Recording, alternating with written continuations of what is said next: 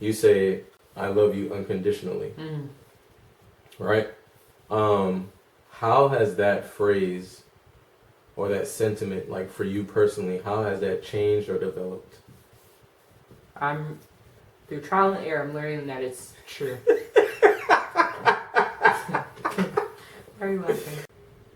Hey everyone, I'm K.A. Will. And I'm Gabby. And we are K&G Culture, where we create our culture. And we encourage you guys to create your culture. Realizing, even before we got married, that we do not have to bring all of the same things that we learned and saw in our parents' household into our household. We create the culture in our household, our decision making, the atmosphere, how we raise our children, finances, all those things, our morals. So we pray that these episodes, this podcast, will encourage you and encourage conversation in areas that maybe no one sat you down and talked to you about. So, what are we talking about this episode? So as we've done some reflection, we realize that we have come a long way as far as in our marriage. So when, how have you noticed that we've matured? Yeah. So I've noticed that we've matured because, like, things that used to bother me about you, or about us, because it's not always about something that bothers you about your spouse. There could be things that you do together that you realize, man, I wish we were doing this a better way, or money could be an example. Oh, I wish we did better with financing, or I wish we did better with how we address the kids with this, that, or the other. Right. So it's not always about the other person, but I realize as far as maturing that those things do not bother me as much. And that to me is growth, because before, when I allowed it to bother me, it affected our relationship, how we communicated, how we resolved issues. So yeah, I'm trying to think. Well, can you give an example of like what used to bother you and doesn't bother you as much? Excuse me, sorry. So like one of the things is, I guess I could use dishes for an example. So before I used to feel it'd be the little things, guys. The little things that could throw off a whole union. Right. So before it used to bother me about the dishes as far as how long they stayed in the sink and stuff like that. But as we work, we got 2 kids now and life is just happening. I realize not to allow it to bother me, because in the grand scheme of things, it shouldn't bother me, not to that extent, to the extent that I was allowing it. Yeah. Sure, it may still bother me a little bit. Right. That's not what I'm saying, but to the fact where it affects the whole household, that's not necessary. So that's one thing. That's just an example. Another way that I've seen, and to me this has been the greatest one, that I've seen that we've matured in our relationship, is just simply allowing the other person to be themselves. Like, I allow you to be you, and you allow me to be me. Well, why didn't we feel that way before? Right? I don't think we realize. I think it's like you said, when you're starting off a relationship, guys, it's like you're trying to put forth your best self. The other person is doing the same thing. And you're not trying to deceive each other, but, everyone wants to make a great first impression. So, and then they have this thing that we call the honeymoon stage. So it's like between those two things, your first impression, you're trying to put forth your best self, because you really like the person and you really want them to like you. Then you discover you love the person, you really want them to love you. You have this honeymoon stage. They can do no wrong. Right. And I think you get into this space where you don't realize, eventually you're going to have to be yourself, or eventually they're going to have to be themselves, like their norm, their base. So when that happens, now it's like a transition, and now everybody has to readjust. I have to readjust, Gabby has to readjust, and I think that messes up a lot of relationships, because when you don't, and what the part that I'm saying that messes up a lot of relationships is when you don't allow that person to be themselves, and when you don't allow yourself to readjust. When you realize, oh, we were in a honeymoon stage, that's fine. Everybody goes through that. I think sometimes we're too quick to judge. Like when we see the person change, or when we get out of that honeymoon stage, Gotcha. we start judging them, thinking, "Oh, this person is trying to change, or this person is being different, or why don't they do this like they used to?" Yeah, right. Because you had a whole lifetime of your parents raising you and being accepted by your family, and then in a short amount of time, you're supposed to choose somebody to now make a new family with. And make that big decision to do the same thing with them. Right. Yeah. Right. So the same time it took for your parents and your family to develop its core is the same time it's, or more it's going to take to do that again with someone else who's different, who came from, like we always talk about, come from two different backgrounds, trying to be unified and make something work, create your own culture. But that is a long process, probably even a lifetime process, because when you have to accept who you are, who they are, and how. So in saying that, we don't know what our parents actually went through to make it work. It's like, we're dealing with our own stuff, trying to allow the person to be themselves, and trying to make the relationship mature, coming out of the honeymoon stage. And because for a lot of us, our parents never sat us down and told us the things they went through to allow their relationship to grow. That's a fair point. Makes me want to document what we've been through so that we can prepare the kids. They can watch the podcast. Ayo. Yeah, that would be it. And yes, I think another way that we've matured is that we feel more comfortable being ourselves. Like we talked about earlier, about maybe you just want to put your best foot forward, but as we learn each other, we feel more comfortable and feel at home and secure. And that's a great feeling.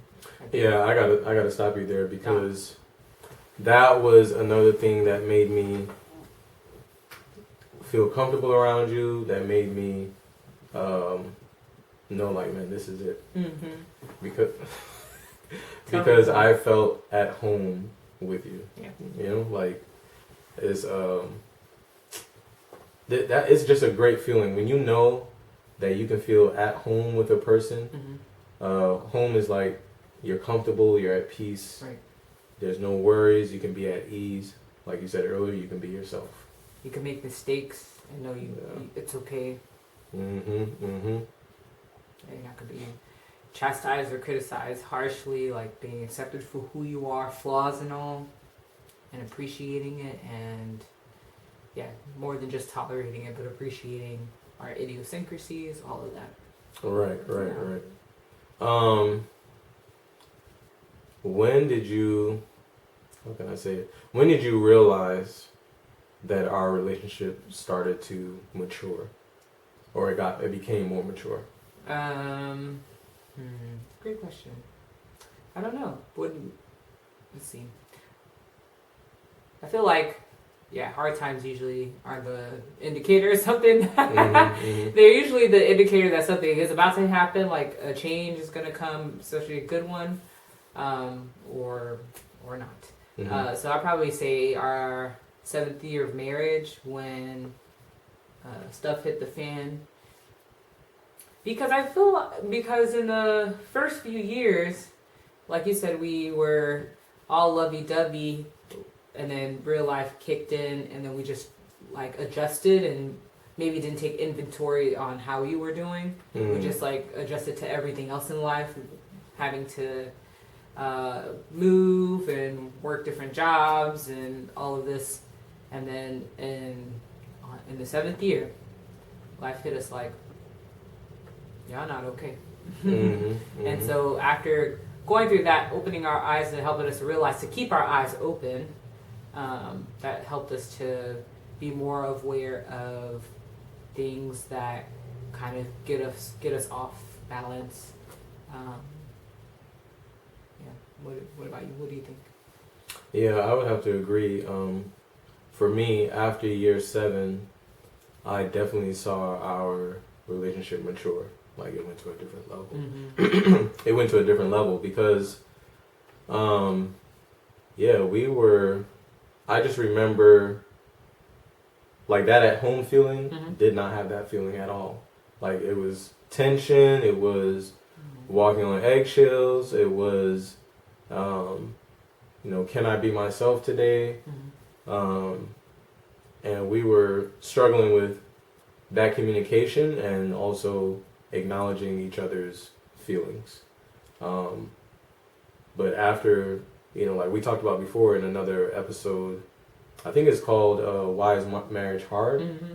One of those episodes, you guys got to go back and watch those. I'll try to post it in the link for you guys.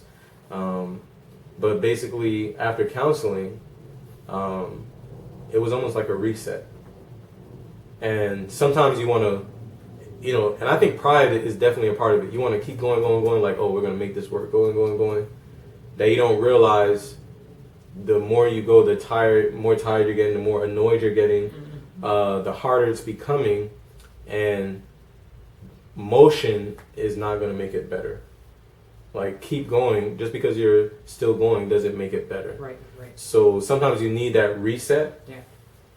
And you don't realize you need that reset. And for me, year 7 is when we had that reset. And it's like, ever since then, like, I even realize now, I think I said it earlier, like, say you did something to annoy me now, before, it would take us, or I did something to annoy you. But I know from my perspective, it would take us a day or two to get back in sync, to get back into the flow of things, because, there's this tension between us, or there's this rift or this tear between us. But now it's like something happens, and I can say honestly, almost instantaneously, it's like, let's move on. Yeah. So talk about it, and then. Yeah, we of course, we address it. We talk about it. I really didn't appreciate when you did this, Right. or I think we could have did this better, or that's not what I had in my plans, whatever. Right. But is voicing it out now doesn't feel like a 2-day battle. Right. You can voice it out now. We can voice it out now, and everything will be fine. Exactly. So then it's interesting to me that we felt like we were great the first few years. Then year 7 showed us that we weren't. And right now we feel great. So I wonder how. Is there something else? How much more is there to learn? Oh, I'm gonna voice it. There's more. I'm gonna voice it. What? It's not gonna sneak up on me. You gonna be ready? I'm gonna be ready. That's hilarious. Or at least I'm gonna, voice my concern. I'm not gonna hold it in. Yeah. But that's gonna be interesting to see how many more layers to uncover, in each other, but also in marriage, like what it means to uncover more layers or to go through more things. I mean, hopefully, God forbid. Hopefully they're good things, and God forbid they're any tragedy, but sometimes. Right. So yeah. We've come far. Yes. So along that same vein, to me, it gets to a point where, so we talked about like the honeymoon stage. We talked about putting our best foot forward, being our best selves, being excited to like someone and they like us. At the beginning, you say, or at least at the beginning of marriage, you say, "I love you unconditionally." Right? How has that phrase or that sentiment, like for you personally, how has that changed or developed? Through trial and error, I'm learning that it's true. Why are you laughing? Through trial and error. Through trial and error, I'm learning that it's true. Because in our So what does that mean? In our episode of judging, again, I already have in my mind how you're going to respond. So when you respond in the affirmative or in that I love you unconditionally, I'm like, oh shoot, that is real. So I think over time, with experience with each other, I've found that sentiment to be true and not wavering. But it takes making mistakes or going through things in order to see if it's true, right? Because start putting conditions, and you'll see how far that love goes. So, because it could be fine. I love you unconditionally when we good. There's nothing that's testing that. So yeah, through time and experience, I've found that to be true. That makes it easier to say that you're my home or to be at home with you. Yeah. Yeah, you're the best. Love you, you're the best. So, yeah, I have to agree. It's like we say at the beginning of marriage, you know, when you do your vows, I love you unconditionally. And we really mean it when we say it. Right.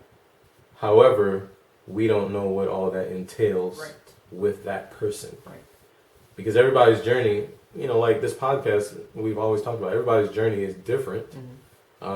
Your culture is different from our culture. But we want to encourage you to create your own culture. But in that, what does unconditional love look like? What trials do you have to go through to prove to you or to that person that you actually do love them unconditionally? You know what I'm saying? Like, because there may be something that come up, and this causes growth, like you said, that you realize, and you have to be honest with yourself, or your spouse might tell you, they might tell you, you don't love me unconditionally because this, that, the other happened, blah, blah, blah, blah, blah. And you have to take that and ask yourself, is it true? You know, did I handle that the best way? Did I show my love in the best way in that situation? So it's like, to me, it's like you go from loving unconditionally to a trial that kind of maybe pushes that down to where you don't feel you love it. And then after that trial, if you handle it the right way, you're back up to loving unconditionally. We can do anything, right? Yeah, we can do anything together. But see me scared when you said, you know, there are some trials that will prove or test that love, and I'm like, come on, Jesus. You don't want that test? No. Just take my word for it. Oh, man. But I mean, at the beginning, that's all we do have is our word. Correct. So, again, these are levels to the relationship maturing. Levels to the relationship maturing. So, but allowing, again, you got to allow your spouse space to grow. Because sometimes when you restrict, or like you say, you do put those conditions on, whether it be verbally or not. When you put those conditions on, you're actually hindering their growth and you're hindering your relationship's growth. So. And not just being able to allow to grow, but allow to even just be in the current state. Just be themselves. Just be, exactly. Yeah. That's true. Yeah. This is a great episode about maturing. This is why marriage is hard, right? It takes growth. It takes maturing, growing pains, all that. So, but yes, thank you for joining us in this podcast of Marriage Journey. We appreciate the love. We appreciate the feedback. Please continue. Thank you. Yeah. But let's go ahead and go create our own culture, man. Create your culture. We'll see you next time. Love you guys.